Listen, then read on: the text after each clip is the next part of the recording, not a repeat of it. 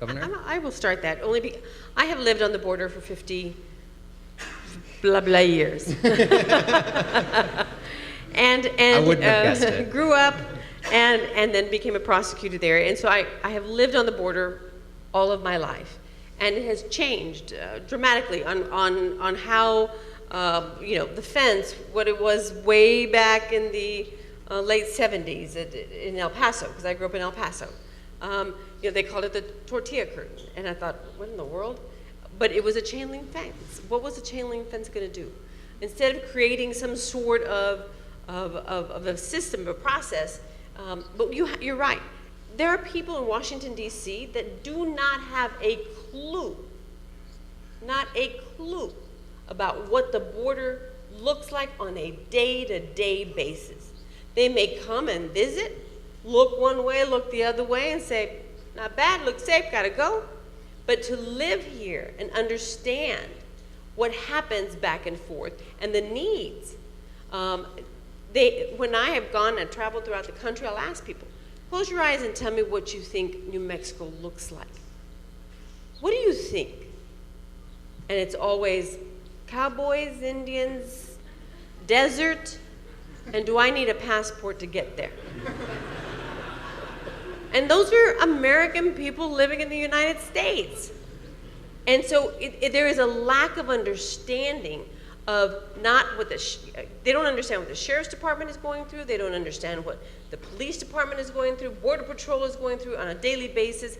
The terrain, the difficulty of the terrain. There will never be a fence from one end to the other because the terrain is so different in all parts across that border.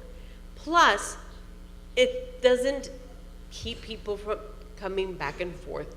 And so there are a variety of tools that we need to include those that work there, those that live there, to make sure they understand and get their input.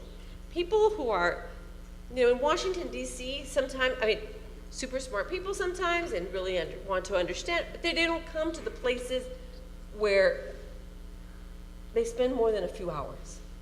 Having 24 hours a day, the capacity to be able to cross on that border at Santa Teresa and San Jeronimo is an absolute. But all we want to do is ask and say, open the borders and there will be more trade. There will be more jobs. There will be more money crossing back and forth. But they don't. They shut it at 8 o'clock p.m. They have to go back around to Zaragoza, which loses time, cross back, come back over. It is a waste of time when it is a simple little answer of saying, open it for 24 hours, and we will benefit from both sides of the border because there are jobs on both sides of the border that work long hours, and we can do it. But you cannot have those ideas or points of view from up in Washington, D.C., and only from there. They have to include your local people. Thank you. Commissioner, so I think there are a couple good points, and as the governor mentions about the need for opening a port or additional borders, I've certainly heard from Congressman O'Rourke about the need here in El Paso, et cetera. So we have finite numbers of people, and Congress, in its wisdom, actually recognized some very good studies that said for each Customs and Border Protection officer that you add on the payroll, you actually make money for the United States government. You reduce time, you reduce and you improve the ability for trade and cargo to come in more efficiently and more quickly. That being said, we did an estimate, actually the University, USC did the estimate, for about 4,300 personnel. The 2,000 were through an appropriation. The other was to be financed through an increase in some of the fees. Fees that many of these fees have not been increased in a decade. As you might guess, fees are not particularly popular in Congress right now. But we did get the appropriation for 2,000 people, and we're close to hiring at least half of those. Every place that we can put them and every place that we can also leverage technology means that travelers and trade times are reduced, speed is increased, and it actually, as the governor mentioned, it actually makes money and it improves the economy. Thank you very much. If anyone else wants to jump in, I'd also especially love to hear from the Senator about sort of the role. I mean, one thing I think oftentimes we think about the traffic flow issues as being U.S. government issues. We think about CBP and the flow of traffic northbound into the U.S. as where the holdups are. But certainly there's a role for Mexico to play as well, and a border cannot be managed well by one country alone. Can you talk to us a little bit about, it requires things like the division, the separation of fast lanes and sentry lanes from further back into Mexico. What is it that's the Mexican side of this equation? What is it that Mexico can do to help us have a more efficient set of border crossings? Senador, si nos puedes hablar de... Sí, ya lo tienes, ya.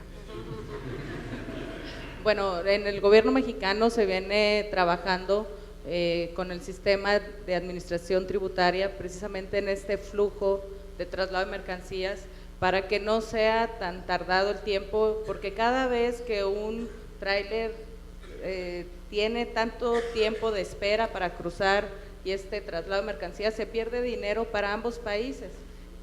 Nuestro comercio es todos los días, continuamente. Entonces tenemos que ver cómo facilitamos desde ambos lados de la frontera, tanto de México como Estados Unidos. Muchas veces nosotros en México vemos que se ponen muchas trabas y que si bien existe un tratado de libre comercio que ya está estipulado, muchas veces hacen que nada más del lado mexicano las mercancías estén atoradas. Y nosotros siempre estamos exhortando, incluso entre el Poder Legislativo está mandando exhortos continuamente al Congreso en Estados Unidos para ver cómo podemos entre ambos, porque aquí sí tenemos que trabajar de la mano los legisladores, cómo podemos hacer entender a los gobiernos cuál debe de ser la función que debemos de jugar. La frontera de Estados Unidos y México es la más importante en el mundo. Nosotros tenemos muchos cruces fronterizos, si bien estamos aquí en El Paso, Texas y Ciudad Juárez, existen a lo largo y ancho de nuestra frontera muchos cruces y debemos de tener la conciencia de ver que entre más burocracia o obstáculos se pongan, que si bien ambos países vienen trabajando en la seguridad, ambos países tienen convenios de colaboración, ambos países vienen trabajando en cómo facilitar este intercambio comercial.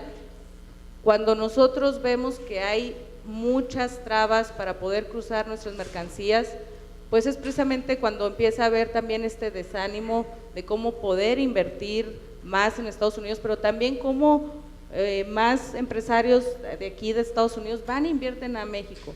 Necesitamos facilitar nuestras fronteras, necesitamos vernos como aliados, como socios estratégicos, más allá de estar pensando cómo no lograr que cruce un camión que continuamente vemos que tienen hasta horas y horas de fila. Esto siempre se viene haciendo un trabajo de la mano con el Consejo Coordinado Empresarial en Ciudad Juárez, trabajando cómo facilitar. El gobierno de México hoy se está invirtiendo. El gobierno está destinando un presupuesto muy importante, cercano a los más de 9,000 millones de pesos tan solo en este año, para facilitar precisamente traslado de mercancías. Estamos con 3 importantes proyectos de infraestructura que precisamente se inauguran en este 2015. Uno de ellos es el cruce ferroviario Broswell Matamoros entre Texas y Tamaulipas, otro es el puente de entrada Tornillo Guadalupe en la frontera de Texas y Chihuahua, el otro es el puente peatonal de San Diego, el aeropuerto de Tijuana, que se espera que a finales de este año ya esté en funcionamiento, que fue un proyecto que, como lo comentaba la senadora Gabriela Cuevas, tardó muchos años en concretarse. Hoy ya va a ser una realidad y esto va a permitir también que siga existiendo colaboración y sobre todo cómo poder potencializar esta gran frontera que tenemos entre México y Estados Unidos. Gracias. Yeah. One thing I'd like to add on this idea of who's responsible for what. In a place like Eagle Pass in Texas and Piedras Negras on the other side, is this beautiful highway. It looks like the Autobahn. And then on the U.S. side, it looks like a little country road, you know. And part of that is, you know, in Congress, we need to have a long-term solution to our highway trust fund. And, you know, this is going to be something that Beto and I are going to have to work on when we get back up in the fall. And I think there's an appetite to have a long-term solution so that we have a 21st century infrastructure on this side of the border to facilitate all that additional trade that we're going to be seeing over the next couple of years. Yeah, and I think one of the things we've seen is that the traditional planning process for the highway system in the United States has thought primarily, not exclusively, but primarily east-west terms as the main focus of moving traffic, but which is to say that we're not including Canada and Mexico fully into our thought process of how we plan out our highway infrastructure. And I think that's something that is changing. There was calls by President Obama and President Peña Nieto to develop a North American infrastructure plan, and that's something that's underway, but it's something that's new to us, actually, and we need to do a more complete job of. I want to tell a story as an introduction to this next question, a short story.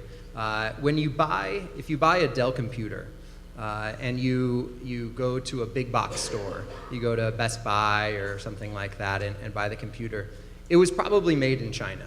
It was made in China because they can do the assembly process in high volume and ship out 1,000 or whatever the number is of the exact same computers. But if you buy it online and you pick out, I want this screen, I want this hard drive, I want all these special specifications, you get a custom-made computer. It's probably not made in China. In fact, it's probably made just across the border here in San Jeronimo at the Foxconn factory or some other similar facility. And that tells us, that just emphasizes, we've been talking about it already, but this is the special advantage that we have here on the border. There are special economic advantages that can't take place anywhere else, but they can only work. That only works, that advantage of being closer to your market only works if you have a border that's functioning very highly. If you don't make up for that with a long wait time at the border, which can cut away that special advantage that you have. When there was a recent announcement, and I think we've heard a little bit about it, it was mentioned in the last panel from the high-level economic dialogue. And by the way, Michael Comunez, I don't know is he here? We have with us in the room one of the people who created this U.S.-Mexico high-level economic dialogue. So we're very glad to have you with us here today. Which is an important advancement. And they just had a meeting recently and announced some of the things that were coming out of it, some of the achievements. One of those is about pre-clearance or pre-inspection, actually, projects. One that's going to be based out of Tijuana, another in the Laredo Airport. The one that wasn't mentioned, that's been talked about for a long time, that's been worked on for a long time, was the project at Santa Teresa, San Jeronimo with the Foxconn factory. Commissioner, you can do a better job than I of explaining. I think first it would be great if you could just talk about what is pre-clearance, pre-inspection, why is this a useful thing for us to be working on, and then if you could give us an update, and anyone else who would like to jump in that knows about the project, where are we with getting the local version of this great advance in border management?